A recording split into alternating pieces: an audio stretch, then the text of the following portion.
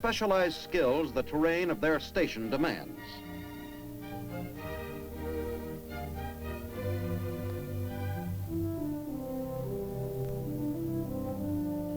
With the coming of the first autumn snows, the curriculum at Saalfelden undergoes a fast and radical change. Crampons and picks are replaced by rope clamps and skis.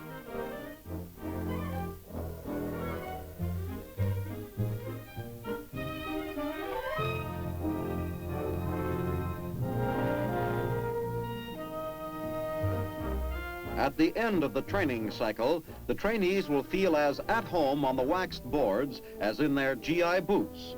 Instructors at Saalfelden come both from the Army's ranks and from the large reservoir of expert Austrian mountaineers. Theirs is not an easy task, making qualified skiers out of some men whose first ski equipment was issued by the Army, whose first snowstorm was encountered in Austria. Other students, amateur ski enthusiasts in civilian life, must unlearn bad techniques developed on their own. Training for all students starts with the fundamentals: walking, climbing, and turning. Not until he has familiarized himself completely with his equipment, skis, bindings, poles, gloves, and glasses, is a student ready for the first major test, downhill skiing. The beginner's course is peppered with sitz marks, a record of accomplishment which does not require the skier to fall in a sitting position, though it helps. Every maneuver on skis, regardless of how simple it may appear in execution, has a specific place in the catalog of the ski expert's qualifications. The sidestep traverse is used when a slope or trail becomes too steep for straight ascent or for the herringbone. Side slipping is often used for slow, controlled descending on a steep slope. The lifted stem Christie takes its name from the slight lift of the inside ski's tail at the moment of turning. The turn is used for control rather than for high speed. The snowplow, sometimes called double stemming, is the brake in skiing. Its application will slow down momentum or bring the skier to a stop by sliding the tails of both skis from under the skier while keeping the points fairly close together.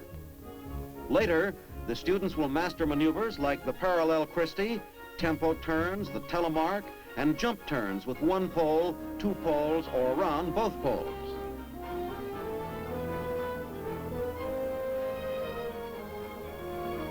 With the completion of the training course at the Mountain Warfare School, graduating students have gained more than the qualifications of expert skier. They are better able to serve the American Army in Austria, for they have a better understanding of the importance of their service. They know that the USSR has many excellent reasons for prolonging its occupation of Austria, not the least of which is that the small republic gives the Red Army an ideal jumping-off point for an attack against Western Europe.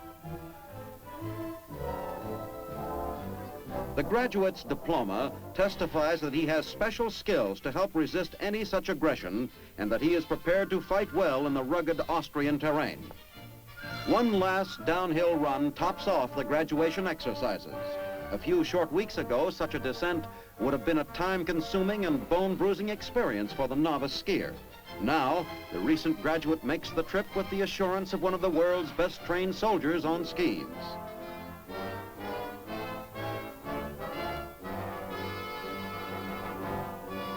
Graduates of the Mountain Training School at Saalfelden constitute a vitally important component of the United States Army's fighting team in Austria.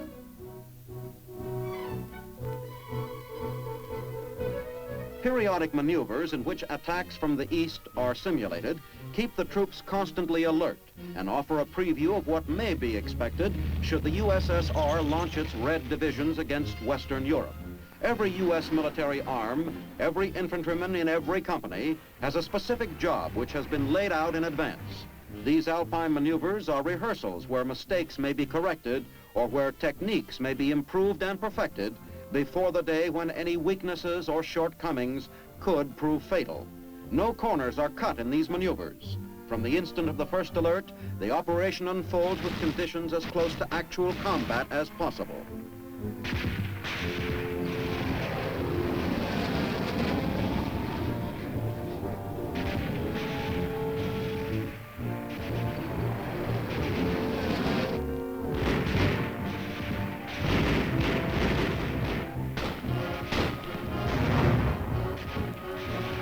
Unpreparedness is a standing invitation to aggression. The communist overlords must know that the United States Army in Austria is prepared. Duty for men who draw assignments in Austria today is a blend of sport, entertainment, and rigorous training. Keeping in fighting trim is a deadly serious business for these men. For if the Red Army rules, the ranks of the United States Army in Austria form the first line of defense. Now this is Sergeant Stuart Queen inviting you to be with us next week for another look at your Army in action on The Big Picture. The Big Picture is a weekly television report to the nation on the activities of the Army at home and overseas. Produced by the Signal Corps Pictorial Center. Presented by the U.S. Army in cooperation with this station. You can be an important part of the big picture. You can proudly serve with the best equipped, the best trained, the best fighting team in the world today, the United States Army.